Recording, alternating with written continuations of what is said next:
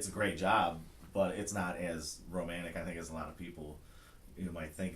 Oh, you get to sit around and listen to records all day. But yeah, but it's not necessarily records that I would have gone and picked out. It's Right. because somebody's paying me to do this. So you really learn to kind of put it all in perspective that way.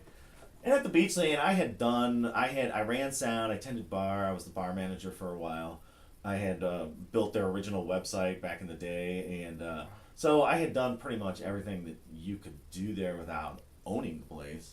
So it was time to move on, and when Got a Groove opened downtown, I saw an opportunity and hooked up with them and got to know the owner by just calling him and sending him a resume. And he came from a manufacturing background, like he was in plastics manufacturing, and he really didn't have much of an audio background other than just being a music fan himself. So when he got my resume, he noticed I had this experience that you saw about the Beachland, and he called me to go meet a guy who was an audio guy, because he said it straight up. He's like, I don't know what this guy's going to be talking. I don't know what he's talking about. So if you want to come kind of translate for me, then come along. So I saw it as an opportunity to get to know Vince, the owner of Got a Groove. And as it turned out, we went to go meet a guy that had one of these machines, and he's out in Painesville, and he owns a studio called Suma Recording out there now, but he didn't want it because he's got other stuff. I mean, I do this full time, and he's got a recording studio and all sorts of other things to take care of, so this really wasn't what he was interested in. And I came home, and I remember talking to my wife about just what we did that day and what I saw, and she was like, "Oh, you should like buy one of those machines." And at that point, I had no That's an clue. awesome wife, yeah. Yeah, no, yeah, and she was very supportive. And at that point, because it's not like something you go to Guitar Center Right. and pick up, Yeah. it really started this whole thing of there's some information on the internet, and there's more now than there was 5 years ago. But it led me to picking up the phone and calling a lot of people, and I got in a car and I drove to like crazy places, Virginia and Connecticut and New York, to meet other guys that had these machines.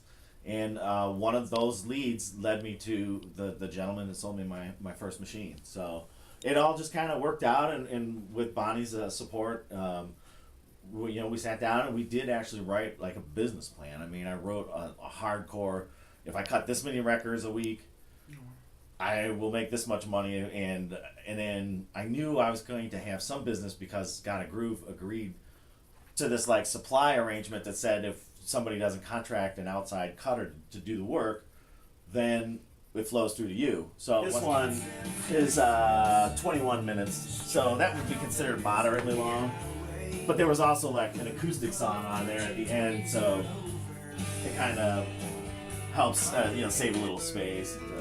How many tracks are there? Like 5? Yeah, typically the average album is about 10 tracks, which seems pretty reasonable for most people. And if it's a punk band that has like 48-second songs, then you have like 20 songs on the side.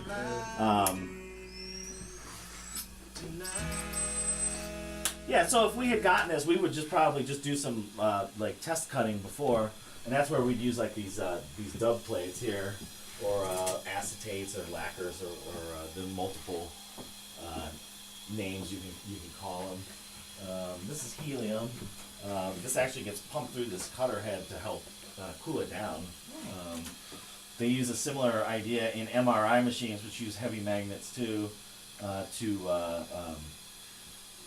It helps draw the heat away from the magnet and those coils that I was talking about earlier, so you don't melt them down.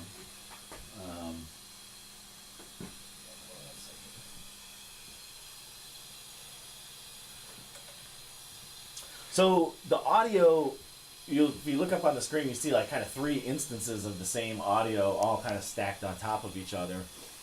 And what this machine has the capability of doing is it has the capability of taking the grooves as they're cut on the record and spacing them farther apart or closer together depending on how intense the music is. Like you'll see if I have this set this would be set now to cut at 300 lines per inch. So for every inch on here across the record, you would have 300 grooves spaced packed into that inch.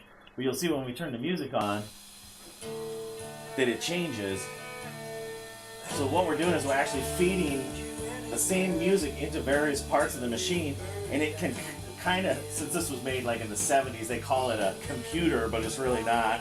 It's really just a bunch of electronic circuits that can kind of determine how far those grooves need to be apart from each other so they don't run into each other and cause skips and all that kind of stuff. But when the music gets quiet though, it'll pack those grooves as close together as possible. And what that does is it saves space on the record, and it allows you to put more time on the record. And the whole idea behind like long playing records originally was to be able to get an entire movement of classical music on one side of a record. When a movement can be usually